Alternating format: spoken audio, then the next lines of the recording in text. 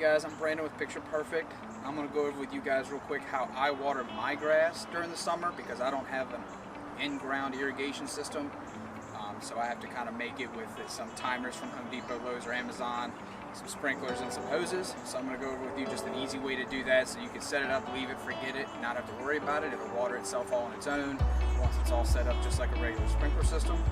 I'm going to go inside real quick and kind of go over all the pieces and parts that I use for it, and then I'll come back out here, set it up, and show you guys what it looks like once it's all set up.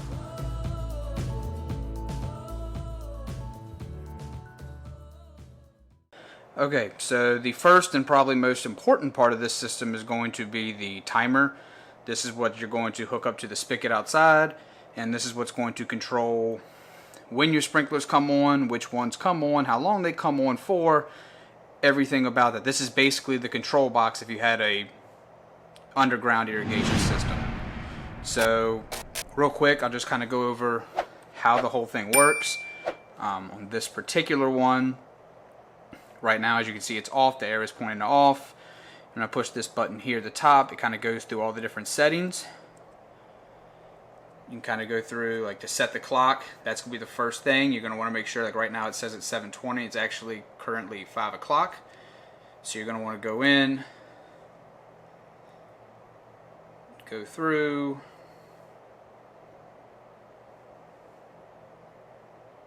and get it to 5 p.m. Tell it okay. Then the next thing you do is you spin around, get to pick the days you want to water. Sunday, Monday, Tuesday, Wednesday, Thursday, Friday, Saturday. Whichever ones have a box around them, that's the days that it's going to be running. So Sunday right now doesn't have one. You come around, Monday does. If I tell it, now when I hit it okay, the box goes away, so now it's not going to run on that day. So I want it to run on Monday, Wednesday, and Friday. So I'm going to take the boxes off all the rest. And then I actually have to go in and tell it zone 2. So my second sprinkler will run and do the same thing. Turn it off on Sunday, Tuesday, Thursday, and Saturday. And I'm only going to have 2 hooked up, so that's all I have to worry about. The next thing is you would hit the button again. This is where you're going to start watering. So right now it's set up so zone 1 is going to start watering at 6 a.m., which that's fine. So I'm going to go over to zone 2, and right now it's set to come on at 6:07. I actually want to make that about 6:20 because I'm going to run each zone for 20 minutes apiece. And you don't want them running at the same time because you're going to lose almost all of your water pressure. Next thing I'm going to do is hit it over one more time. Hit the zone button so I get to zone 1. Right now it's set for 5 minutes. I'm going to crank that up to 20. Tell it okay. Zone 2. Crank it up to 20. Ooh.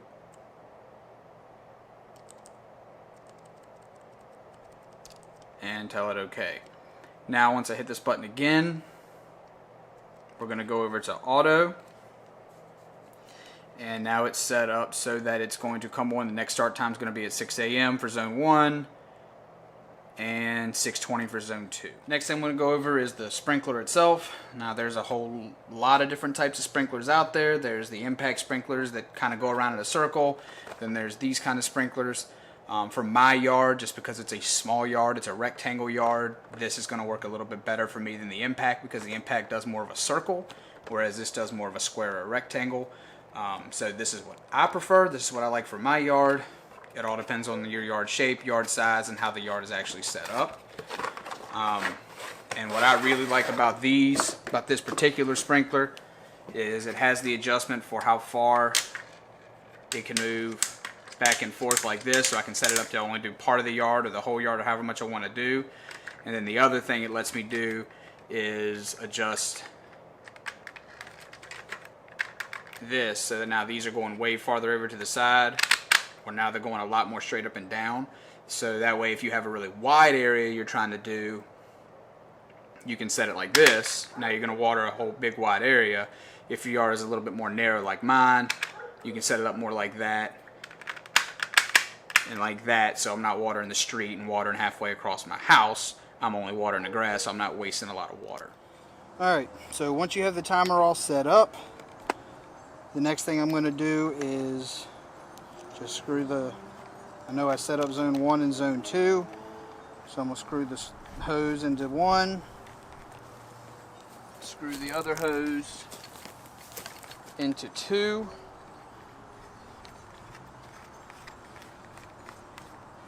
once that's done, I'm going to hook it up to the spigot, and once you hook it up to the spigot, you just leave the spigot on all the time. It's only going to let water out when you tell it to. So it's only going to let it out when it told it to come on 1, told it to come on 2, and then you can always manually run them if you want to just hook up another hose to one of these to like run a power washer or wash the car or something like that. You can always hook it up to one of these and just run manual run, and you'll be able to run it just like you need. Once I get it all hooked up, I like to run the hoses back behind my bushes in the flower beds. That way it's not going across my grass, killing the grass, doesn't look as bad, kind of hides everything a little bit better.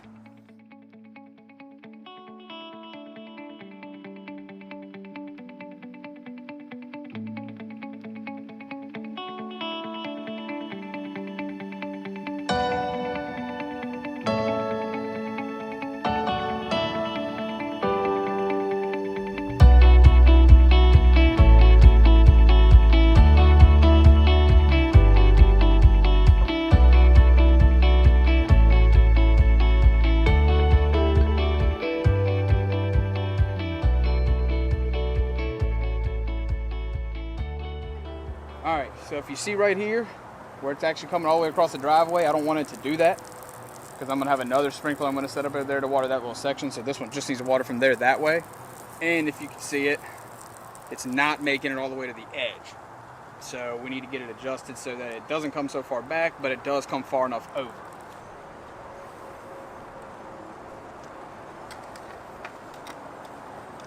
So the first thing I'm going to do is just get it adjusted so it's coming, spraying more out to the side. That looks like that's going to get pretty close. And then I'm going to adjust how far forward and backward it's coming.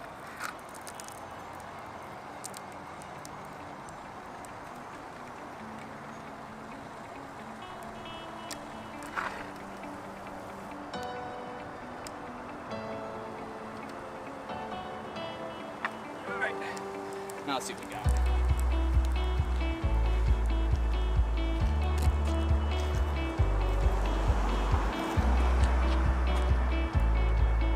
Now it's making it all the way out here to the edge. You can see the sidewalk getting wet. And it's stopping more straight up and down. It's coming over a little bit right now because the wind's blowing. But once the wind isn't blowing, it was stopping pretty much straight up and down, so it's going to stop where I want it to stop. So that's going to get me about the coverage I want from that one. So I'm going to cut it off now, and I'm going to cut the other one on, and we're going to make sure it's overlapping and covering everything else. Okay, so this one's running now. As you can see, it's coming all the way out here to the edge. It's getting all the way to the corner like I need it to. It's actually pretty much stopping right at the edge of the grass where I wanted to. I got it set up pretty good on my first guess. And once it goes down that way, it's going to overlap the other one just a little bit. So we should have pretty good coverage. Everything should be set up. I can turn the manual off now and just let it sit there and be ready to roll for Monday, Wednesday, Friday. Alright, now that it's all set up, the next part we're going to do is I'm going to turn both sprinklers on for a couple minutes a piece just to make sure they're moving as much as they're supposed to, covering everywhere they're supposed to, but not shooting way out into the road or way up onto the house, something like that where I don't need them. And once I know they're good coverage, then I will leave them alone and they'll be set to run tomorrow morning like I want them to. Okay, so that was a pretty quick and easy video on how to do a sprinkler system if you don't have an underground irrigation system. It's pretty cheap. I think I bought everything I needed for it. The timer I think was around 50 bucks. Sprinklers were 15 to 20 a piece, and the hose 20 or so a piece. So I was able to set it up for this yard, and I could actually do almost double the size of this yard with these two sprinklers if I wanted to, for around 100 bucks. And then you can set it up, let it run, do its thing, and you don't have to worry about it anymore. No more coming out in the morning trying to turn the sprinklers on, move them, turn them off, make sure you're getting everything covered. Set it up once and you leave it and you're done. Links for all the products that I use are going to be in the description below for the sprinklers and for the timer. The hose is just kind of a hose, whatever hose you want to use. Anything's going to work.